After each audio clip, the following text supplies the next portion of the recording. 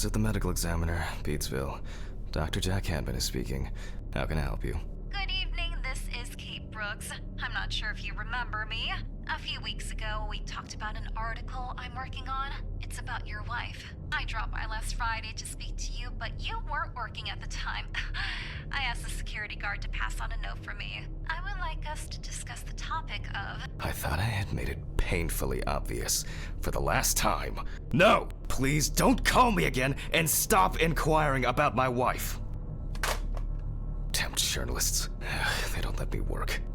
God damn it. I'm not in the best frame of mind to record a lecture for my students now. I'm feeling completely broken. Where did I leave my meds this time?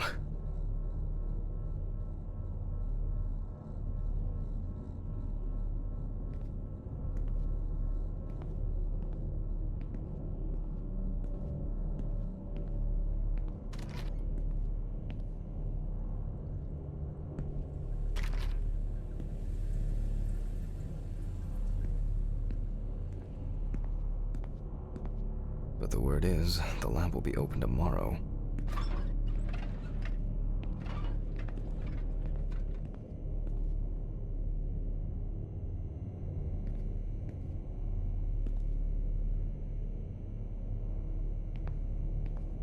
I need to fetch the camera.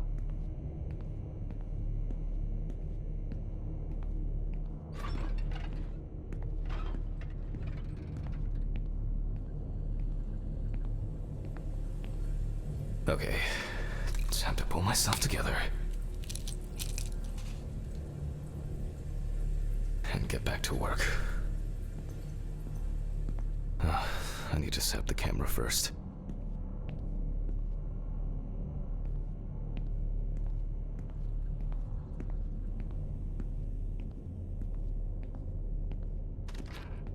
This place is starting to look like a hoarder's dream.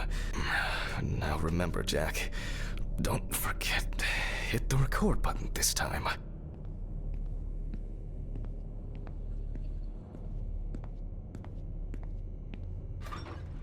Hopefully the new tripod is going to hold up.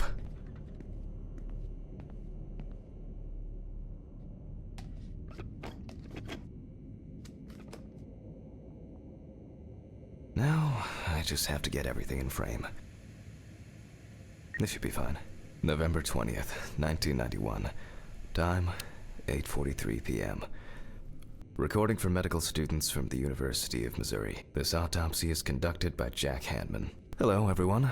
Welcome to the autopsy room. Today, you will have the dubious pleasure of following a full autopsy, step by step. For those of you who have already performed your first autopsy, this will refresh your basic knowledge. In turn, for those whose knowledge is only theoretical, I advise not to watch this after a meal.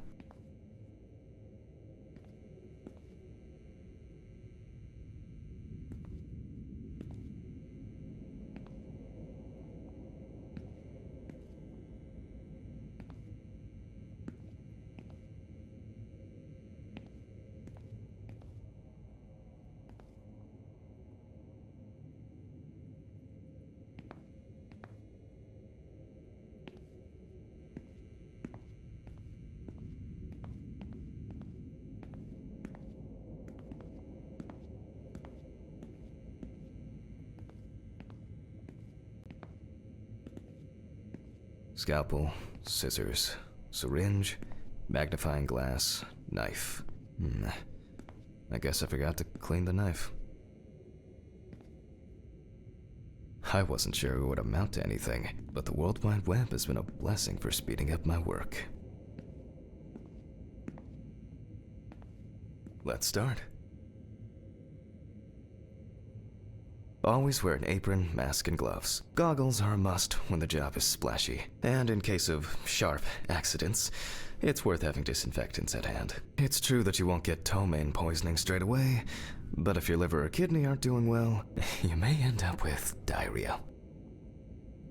The cadaver is placed on its back on the autopsy table. The pathologist stands on the right of the deceased. Make sure that all the necessary tools are always at hand so that you don't have to run around looking for something, like I do all the time. In the process of revealing and securing forensic evidence, it is difficult not to interfere with the original condition of the deceased. Written and photographic documentation plays a vital role throughout the entire examination process. During your research, be patient, inquisitive, but above all, attentive to detail. Many entries are visible at first glance, but sometimes they can be cover for more interesting stories. And lastly, remember that nothing teaches you self-narration like working with the dead. So get used to that fact soon. Everyone will think you're talking to yourself.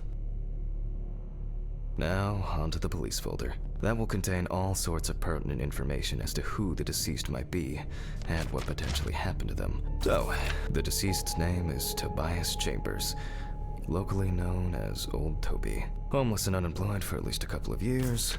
The deceased was found on the outskirts of a parking lot at a gas station, where he often begged and persistently offered drivers to wash their car windows. Signs of libation were found around the body. Empty bottles, traces of an inept attempt to start a fire, and a scattered makeshift blanket. The body was noticed by a station employee during the morning shift. Initially, he thought that someone had thrown some boots and a coat in a nearby ditch. He worked most of his life at the local port dealing with unloaded cargo. That's it. It's worth remembering the context around the scene of a death. This allows you to better interpret any traces found on the body. I shouldn't start the procedure without gloves. Now it's our turn to take some pictures for our files. If I can just remember where I left the camera. It's in here somewhere.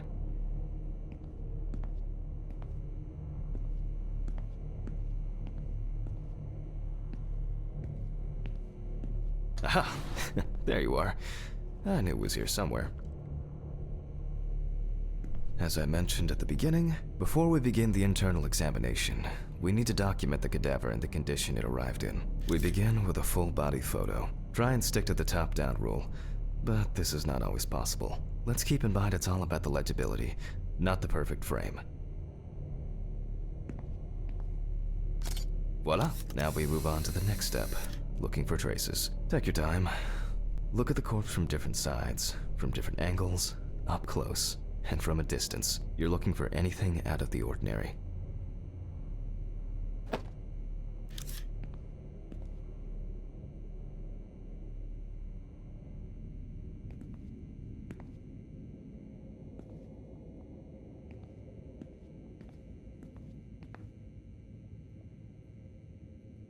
Hardened hands, worn out by physical work, and frostbite?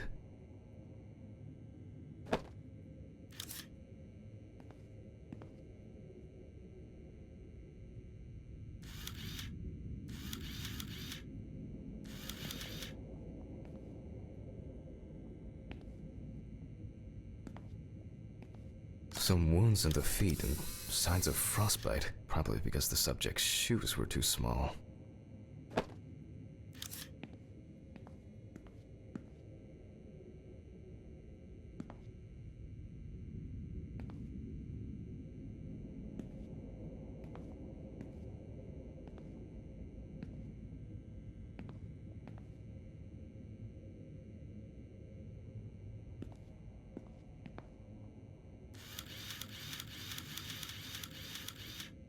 The boiler-healed wound looks old. I'll take a closer look later.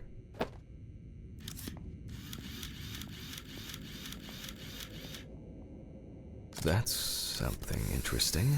It will be necessary to check whether this... In a moment, we will check which of our initial observations will be worthy of further consideration. But before we get to that, I need to write down some basic data.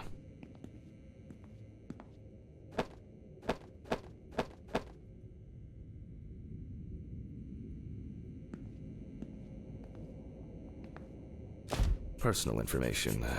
The deceased was unclothed. Date. Okay. As you can see, I note everything down on previously prepared forms. Every pathologist must keep a detailed record of every step of the autopsy. This not only allows you to track the procedure, but also collates the results together, upon which you may back up your conclusions. So, enough of the boring prep. Let's begin by taking a closer look at the spots I photographed earlier. For this, you're going to need a magnifying glass.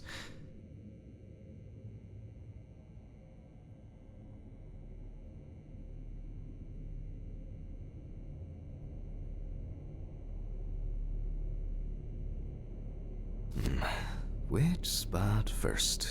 It looks like a burn mark, no doubt painful, but it's not pertinent for this case.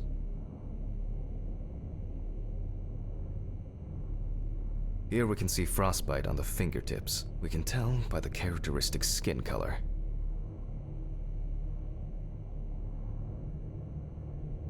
I can confirm the presence of ecchymosis on the deceased man's head.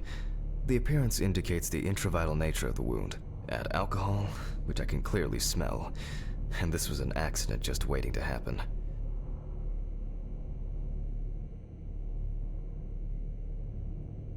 Definitely a painful mix of frostbite, abrasions, and blisters. Old Toby had been wearing shoes too small for him for a very long time.